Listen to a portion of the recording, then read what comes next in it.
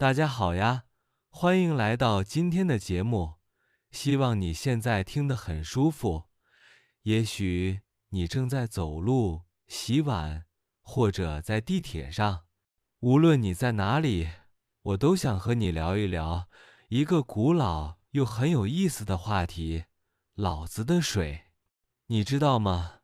在中国古代，有一个非常有智慧的人，他的名字叫老子。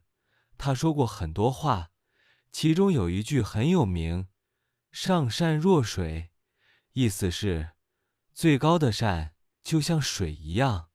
听起来有点哲学，对吧？但其实这句话离我们的生活很近。我们每天都在用水、喝水、洗东西。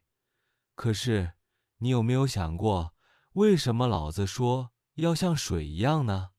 我以前也觉得奇怪，水不就是水吗？它有什么特别的？但后来我发现，水真的很聪明，也很温柔。今天我就想和你一起聊聊，水教会了我们什么。比如说，水总是往低的地方流，它不和山比高，不和石头争路，它安静地、慢慢地流过去。就像生活中，有时候我们遇到不开心的事，别人不理解我们，或者事情不顺利。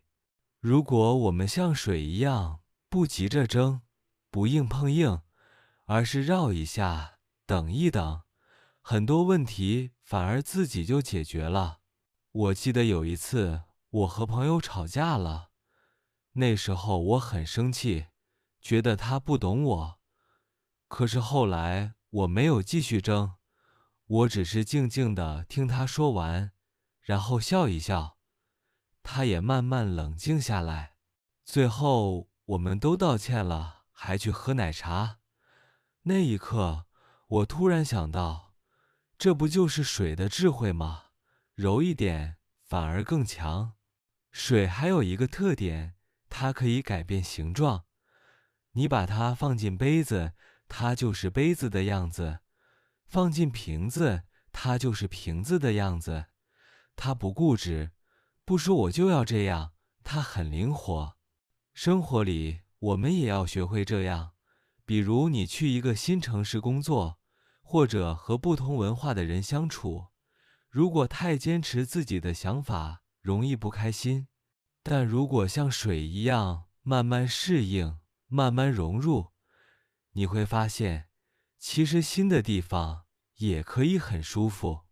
你有没有注意到，当水流过石头时，时间久了，石头会被磨平？虽然石头很硬，水很软，但水一直流，一直流，最后连最硬的石头也会改变。这让我想到，在生活里，坚持其实比强硬更重要。有时候我们想要马上看到结果，可是事情需要时间。就像学习中文，一开始真的很难，但你每天听一点，说一点，写一点，慢慢的你就能听懂越来越多。水不着急，它相信时间。还有啊，水对每个人都一样，它不会说你是好人，我就给你喝多一点儿；你是坏人，我就不给你。它给所有人带来生命，给花，给树，给动物，给人，它不分高低贵贱。这也是老子想告诉我们的：真正善良的人，就像水一样，不会因为别人是谁而改变对他们的温柔。我有一个朋友，他在咖啡店工作。有一次，一个客人心情不好，对他说话很凶，他没有生气，只是微笑着说：“没关系，我再帮您换一杯新的。”后来那个客人回来道歉，还谢谢他。那一刻，他就像水一样温柔，但有力量。你看，水看起来很弱，可是它可以穿过山，冲走大石头，变成云，变成雨，变成海洋，它永远不会消失。老子说：“天下莫柔弱于水，而攻坚强者，莫之能胜。”意思是，世界上没有什么比水更柔弱的，但也没有什么能打败它。柔不是没力量，柔是另一种智慧。有时候我们会觉得要赢、要成功、要别人听我们的话，就要强。但老子告诉我们，其实最强大的是那些懂得柔的人。比如在家庭里和父母和伴侣相处，如果我们每次都想赢，那只会让气氛越来越紧张。但如果我们先放软语气，说：“我明白你的意思，但我们可以一起想想别的办法”，结果往往更好。我以前有一个老师，他从不大声骂学生，他总是用温柔的语气说：“没关系，下次我们一起努力。”可是我们都很尊敬他，也愿意听他的话。他就像水一样，不需要大声，却能影响每个人。水还教我们一件事，它总是往前走，从不回头。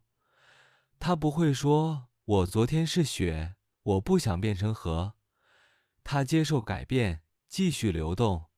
生活中，我们也要学会放下过去。有时候，我们对过去的人或事放不下，就像水被堵住一样。只有当我们学会放下，心才会流动，新的机会才会出现。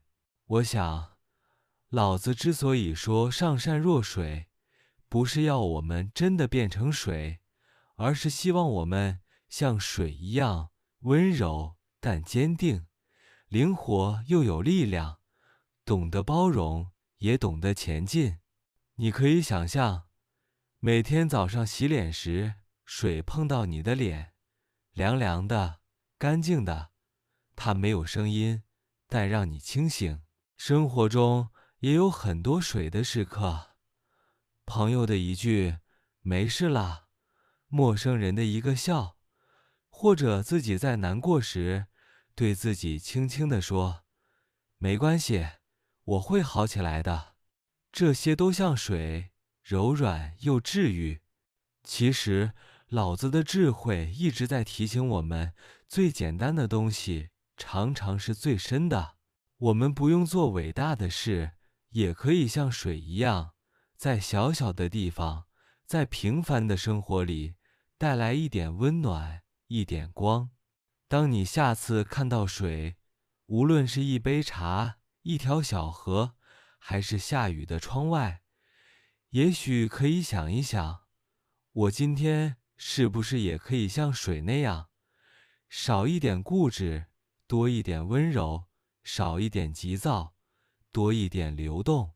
我相信，当你开始这样生活，你的世界也会变得不一样。你会发现，温柔不是软弱，而是一种很大的力量。好啦，今天就聊到这里。谢谢你听我讲完老子和水的故事，希望今天的对话能让你心里有一点平静，就像水一样清澈柔软。如果你喜欢这样的节目，记得订阅，也可以把它分享给朋友，让我们一起用温柔的方式活出力量。我们下次再见，再见啦！